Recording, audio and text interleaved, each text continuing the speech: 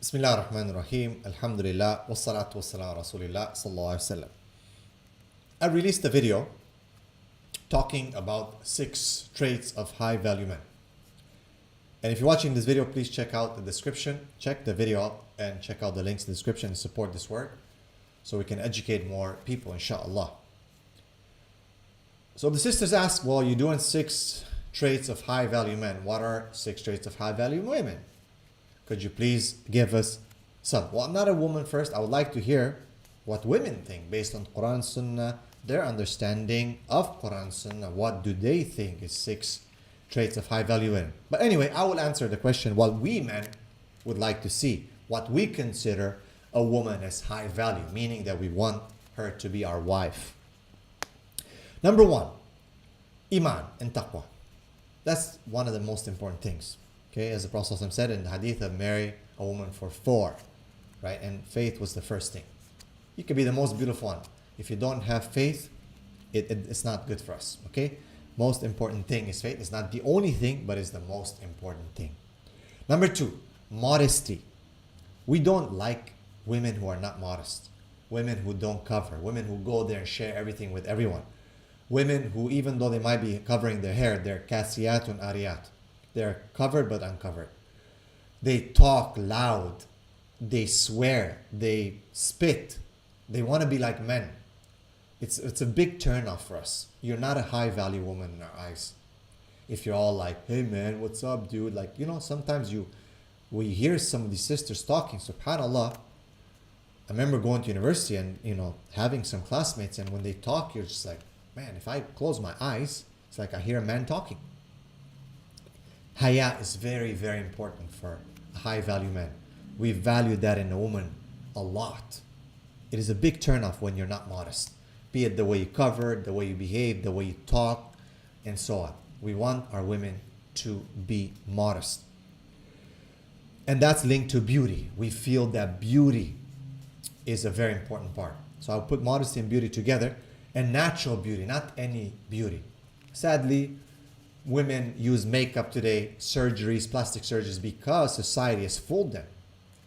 These movements that are here today, they use media to make them have low self-esteem, which is a kind of like a financial trap, because they make them spend so much money on surgery, which makes them unnatural, makes them even uglier. Botox and all these things, implants in their cheeks now, their lips, everything. Because some Kardashian or whatever has millions of followers, so they've been deceived to think that this is the standard of beauty. A lot of men are fooled by that because a lot of men are very superficial. And that's what we talked about, high value men who are not superficial.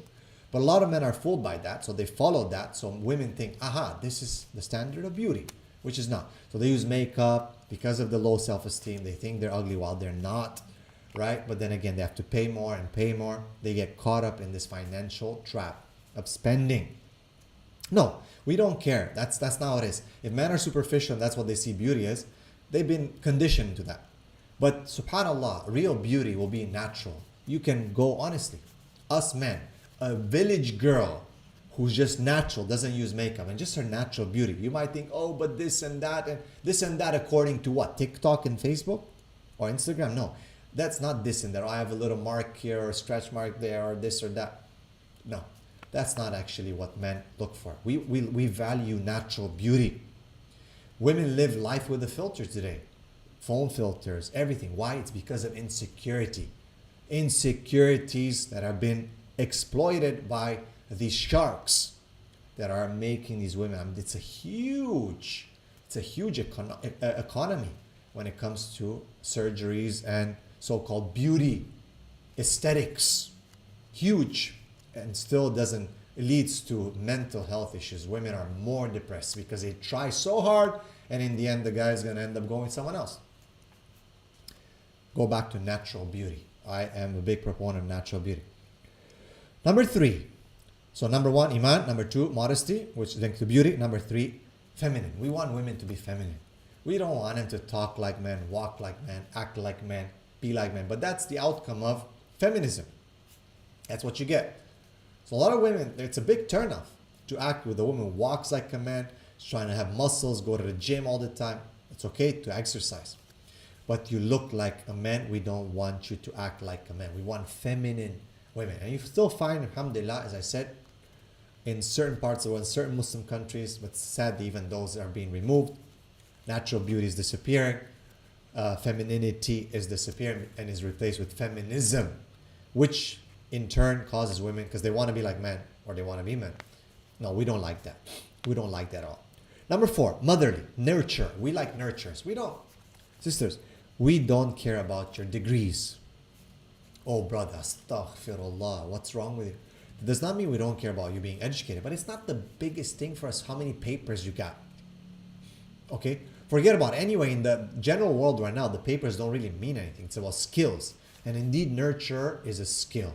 It's a skill to nurture human souls. One of the best and most, beautiful skill that you can have. And we appreciate that. We look for that. We don't care the degrees that you have, but you should be educated.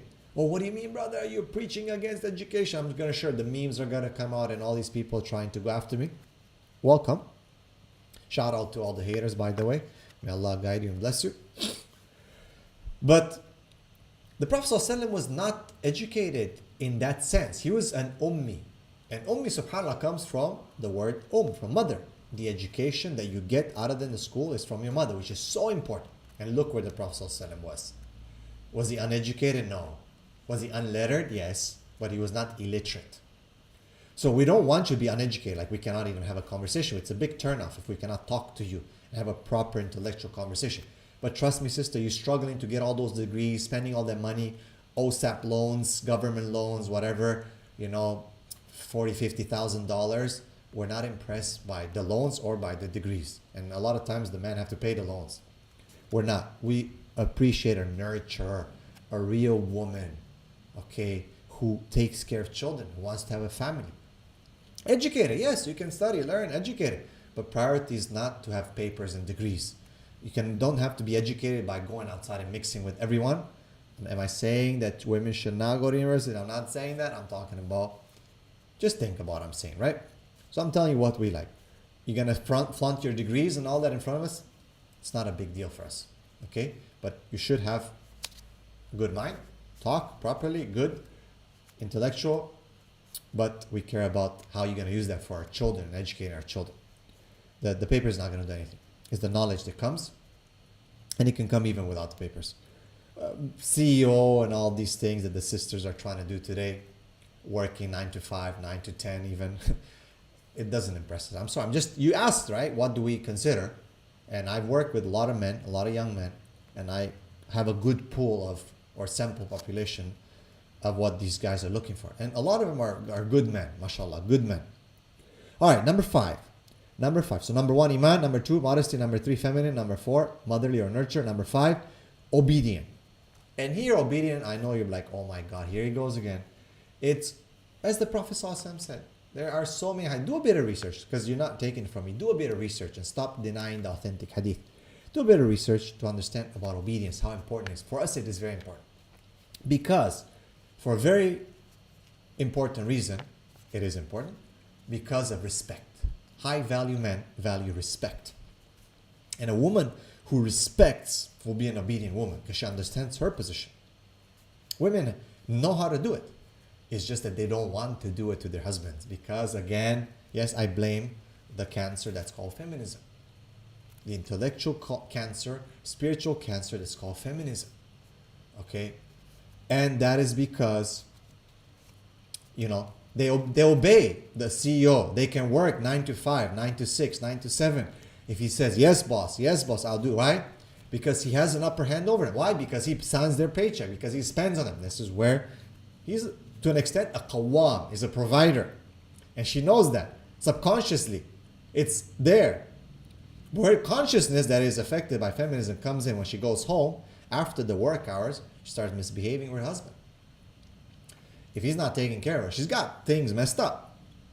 She's okay. She has the ability to submit herself and to be obedient to a boss, which could be a man who's a bad man maybe, but her husband who married her, who took her as an amana, she doesn't want to do that. That is a big contradiction. So we want them to be, we're not saying to be slaves. No, we don't come up with that. Obedient does not necessarily mean slave. We're not asking you to do something wrong. We're not asking you to scrub our feet every day or something like that. A'udhu billah. No. But obedience. She wants, I want to go out with my friends to have a party. I want to go to the Christmas party. I want to do this. No. Well, why are you controlling me? You think you're this, you're not my father. All right. No, obedient means like in the obedience of Allah. Okay, obedient means not abuse. Mark my words. I disclaim again, disclaimer. Obedient does not mean slave or abuse. It means as the Prophet ﷺ taught the woman to be obedient. Do you want to get more information about this? Please check the Quran and Sunnah. Number 6, last but not least, we want a passionate woman, a loving woman. The Prophet ﷺ said the best woman is when you look at her, you're pleased. And when you order her, she obeys. The best woman is the one that is intimate, warm, right? She's like loving and she's fertile, as per the hadith of the Prophet ﷺ. So yes, we want a woman who's passionate, who's lovely and loving and compassionate. And yes, sometimes we want to open up. But if you're going to just judge us and throw us out there, then that's why most men don't like to talk. Because they're afraid they're going to be considered vulnerable. So these are 6 points that we would value or high value in a woman. Barakallahu fikum. You can, if you're a sister or brother, you can add more in the comments, inshallah. And I will try to read these because I'm interested to understand. Barakallahu fikum. Assalamu alaikum wa rahmatullahi wa barakatuh.